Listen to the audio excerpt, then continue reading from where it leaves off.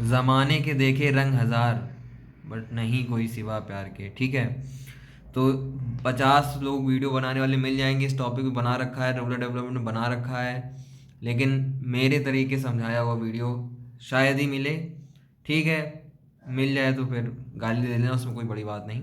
Total life cycle of a project just उसके बाद का है।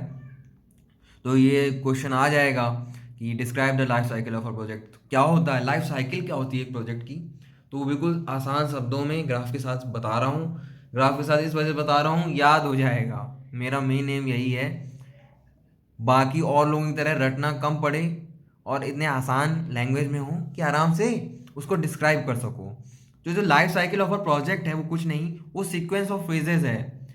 जैसे हमारे लाइफ लाइफ की एक साइकिल होती है ना, तो उसमें क्या होता है, सीक्वेंस ऑफ फेजेस होते हैं। पहले बचपन, जवानी, बुढ़ापा, तो ये फ्रेजेस है ना। इन्हीं फ्रेजेस की तरह एक प्रोजेक्ट के भी कई फ्रेजेस होते हैं। उन फ्रेजेस को अगर सीक्वेंस में लगा दिया जाए तो वो एक लाइफ साइकिल बन जाती है एक प्रोजेक्ट की।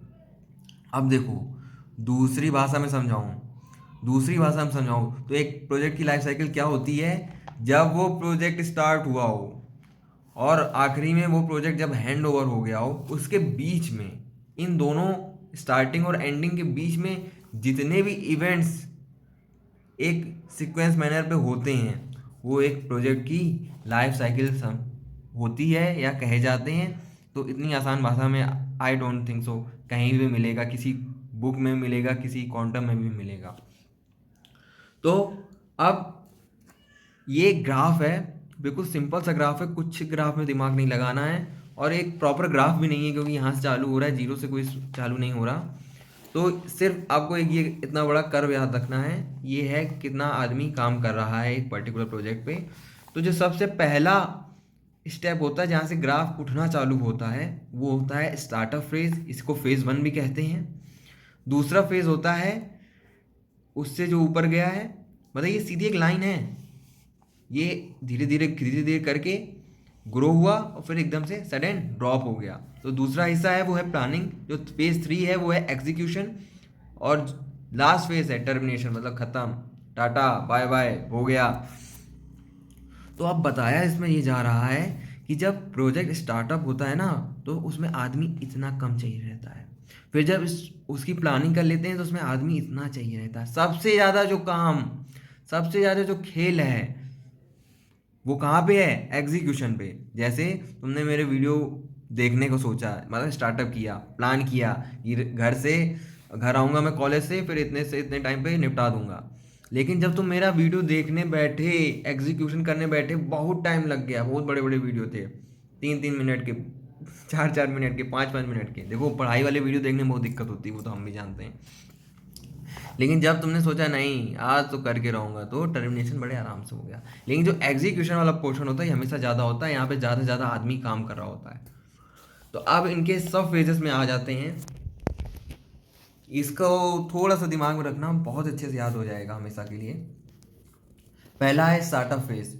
स्टार्टअप फेज में हमें क्या रहता है, स्टार्टअप कर रहे हैं कोई चीज़, कोई स्टार्टअप डाल रहे हैं, कोई नई चीज़ का प्लान कर रहे हैं। तो पहला है पर्पज, उसका हमने क्यों स्टार्ट किया, क्या ज़रूरत थी, ओयो रूम अगर मैंने किया तो क्या दिक्कत हो रही थी, लोगों को क्या प्रॉब्लम थी। तो प्रॉब्लम सॉल्विंग वाले इवेंट जहाँ भी आते हैं, तो वहाँ से पर्पज, स्ट्रेटजी, क्या क्या ऑब्जेक्टिव होंगे, क्या स्कोप रहेगा, कौन कौन लोगों को हिट करेगा। स्कोप नहीं रहता कि इनके इसके अंडर कौन कौन आएगा, और उसका पूरा शेड्यूल। फिर है फेज टू, जो कि होता है प्लानिंग। उसमें हम प्लान करेंगे क्या, कितने आदमी काम करेंगे, क्वालिटी का प्लान कैसा कुछ होगा, रिस्क कितना है अगर ये वाला प्रोजेक्ट हम स्टार्ट करते हैं, अप्रूवल क्या मिल पाएगा, मतलब हमें अप्रूवल लेना पड़ेगा ना।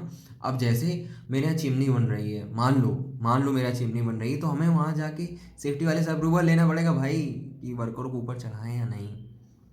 फिर प्लान की डिलीवरी, कि जिस हिसाब से एग्जीक्यूशन है तो उस हिसाब से क्या डिलीवर हो पाएगा। फिर है फेज थ्री, जो कि एग्जीक्यूशन।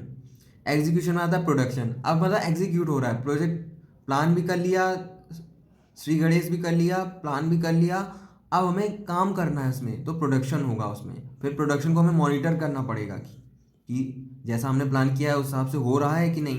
क्या अगर हमने सोचा कि 600 बॉटल एक दिन में बनाएंगे, तो क्या 600 बन पा रही हैं, या कि 200-400 में काम हुआ जा रहा है। कॉस्ट मैनेजमेंट, वर्करों को कैसे मैनेज करना है, उनको वेजेस कैसे देने हैं, उनकी सैलरी कैसे जाएगी, रिस्क मैनेजमेंट, धंधा अभी सही चल रहा है डाउन चल रहा है तो उस हिसाब से हमें प्रोडक्शन कम करनी रहेगी, क्वालिटी, हाँ क्वालिटी मेंटेन कर रहे हो कि नहीं, मेन चीज़ क्वालिटी नहीं मेंटेन कर रहे हो, काम खत्म, बेड़ा गर्क। फिर आखिरी फेज आ गया जो है टर्मिनेशन।